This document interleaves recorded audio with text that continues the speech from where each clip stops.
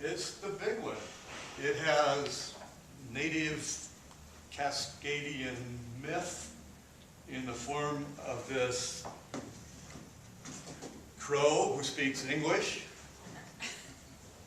in kind of a Greek chorus character about the foibles of what's going on in this wet little town.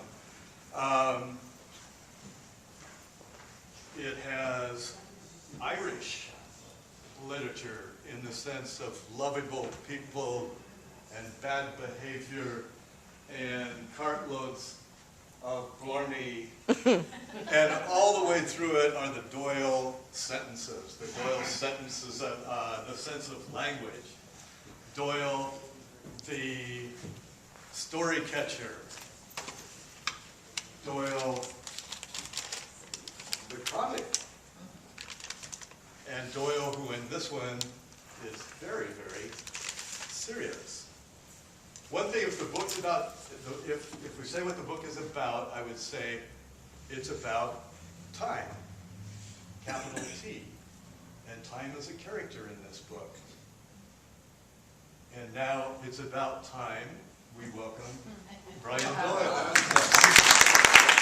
I tried to read this to try to catch at that love and reverence between these two creatures, you know.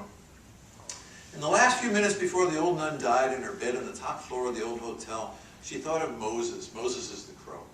Oh, he's the cover boy. She thought of Moses and everything she loved about him. The way he craned his head to peer at her. The way he landed with a plop on the table. The way he crouched like a small black feathered weightlifter before jumping into the air. The ornate cast of his mind, his affection for the Psalms, his interest in all languages, the way he would give her the bigger piece of fish when they split a fish for dinner, the way he dusted tables and windows with his wings, the way he snorted nasally when he laughed, the time he drank a glass of wine and ended up on his back in the grass, both of them giggling helplessly, the way he woke her every morning with a kiss on the forehead, the way he hilariously tried to learn to use a fork one time, the way he held himself motionless and nervous when she trimmed his capacious toenails. The way he wormed himself into blankets by the fireplace so that only his eyes and beak could be seen. The way he never ceased trying to catch insects on the wing on the theory that he was every bit as talented as any pissant nighthawk or swifter swallow. The way he attacked hawks furiously and called them dirty names in all the languages that he spoke and crowed ribaldly about it afterwards with his friends. The way he befriended children gravely. The way he waited by the library door and hopped in hurriedly when somebody came in until the librarian cut a little pep door for him. The way he painted himself white once for her birthday. The way he would shout, "Awake, harp and lyre, I will awaken the dawn," to make her laugh when they were eating breakfast. The way he daintily collected berries in an old baseball cap. The way he posed as a stuffed crow when her mother superior made her annual site visit to the room. The way he tried to teach pigeons to speak before concluding that stones were smarter than pigeons. The way he studied fishing with herons and dramatically and skimmers and ouzels and cormorants and grebes and pelicans. The way he flipped over and fell dramatically into the ocean pelican-like just to hear her peal of laughter when they walked to the beach. The way he formally greeted all crows, known or unknown to him, with the words, "Peace be to you." The way they both wept bitter tears in the kitchen when she told him one morning haltingly that she wanted him to leave and would not tell him why, until his grave persistence finally got to her, and she told him that the doctor had told her that she was ill unto death, and that she didn't want him to see her shrivel. She wanted to remain always lively and vibrant, herself in his heart, and he must go now, and never see her again. And that way they would always have each other, she said. We will always have this bronze morning, the bronze triangles of toast between us, the bowl of bronze berries, my right hand on your left foot, your eyes closed, my body shivering, the burble of pigeons on the fire escape, the only sound in the room.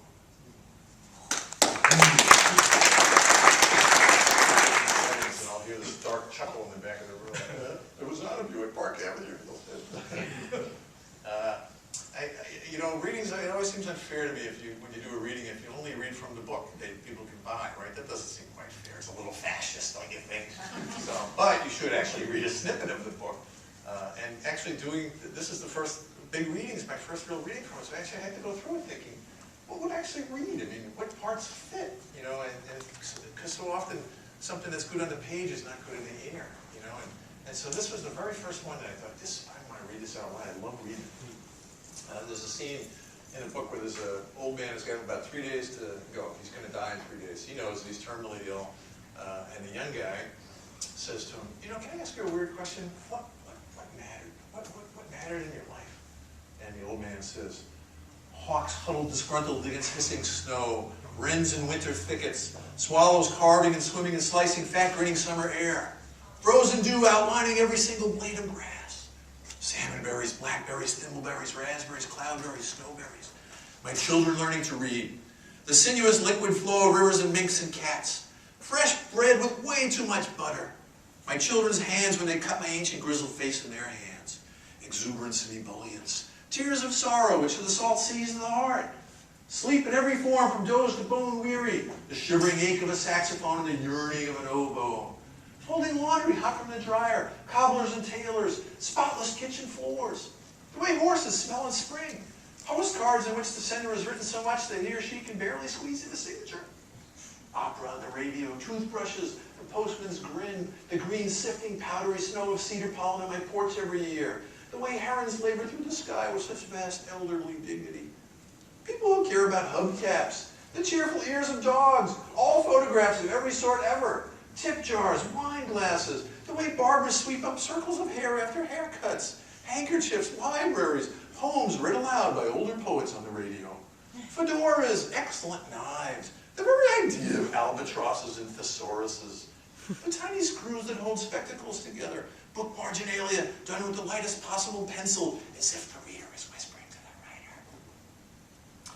People who keep dead languages alive, wooden rulers, fresh mown lawns, first baseman's mitts, dish racks, the way my sons smelled after their baths when they were little, the moons of Jupiter, all manner of boats, the fact that our species produced Edmund Burke, naps of every size, junior policeman badges, walruses, cassocks, surplices, the orphan caps of long-lost pens, welcome mats and ice cream trucks, all manner of bees, cabbages and kings, eulogy, elegy, puppetry, fingernail clippers, the rigging of sailing ships, ironing boards, oaths and sights, the mysterious clips that girls wear in their hair, bodhisattvas and beauticians, porters and portmanteaus, camas and canvas, bass and bluefish, furriers and farriers, trout and grout, peach pies of every size, the sprawling porches of old hotels and the old men asprawl upon them, the snoring of children, the burble of owls, the sound of my daughter typing her papers for school in the other room, the sound of my sons wrangling and wrestling and howling and yowling, all sounds of whatever tone or tenor issue from my children in all other forms of coupled pain and joy, which is to say everything alive, which is to say all prayers, which is what I just did. Amen. All right. We had this pinned up in our bathroom for a while, and I love to read it because it makes me laugh, but especially tonight with the people who it's about here. Rules for small twin boys in the bathroom. Number 1, point it down! Number 2, keep pointing it down! Number 3, Dad does all wiping. Number 4, keep pointing it down even if you're absolutely sure you're done. Number 5, the most important rule of life, boys. Each boy points his own pointer. You may not help your brother. Can I help Liam? No! Answer yourself. Number 6, if spilling occurs, tell Dad. Number 7, no washing hands without Dad. Number 8, no washing anything without Dad. Number 9, no, you may not pee in the bathtub. Number 10, yes, you can pee in the bushes outside. This is Oregon, for God's sake. Don't tell your brother. Number 11, no, you can't pee in the car, even if it's parked near the bushes. This is where the boys totally get into if-then statements. You know, if you can pee outside and the car's outside, we can pee in the car. No, bad. No. Number 12, yes, Dad has a pointer. Number 13, no, Mom does not have a pointer. Number 14, no, I don't know where Mom's pointer went. Number 15, no, I don't know if God has a pointer. Number 16, yes, God would point it down if he had a pointer. Number 17, yes, God could point it down without using his hands. Right about there, they totally believed in God. That's cool. Number 18 and last, I don't know who wipes God, ask your mother. Which is, of course, the cowardly refuge of all husbands. You know, no, ask your mother.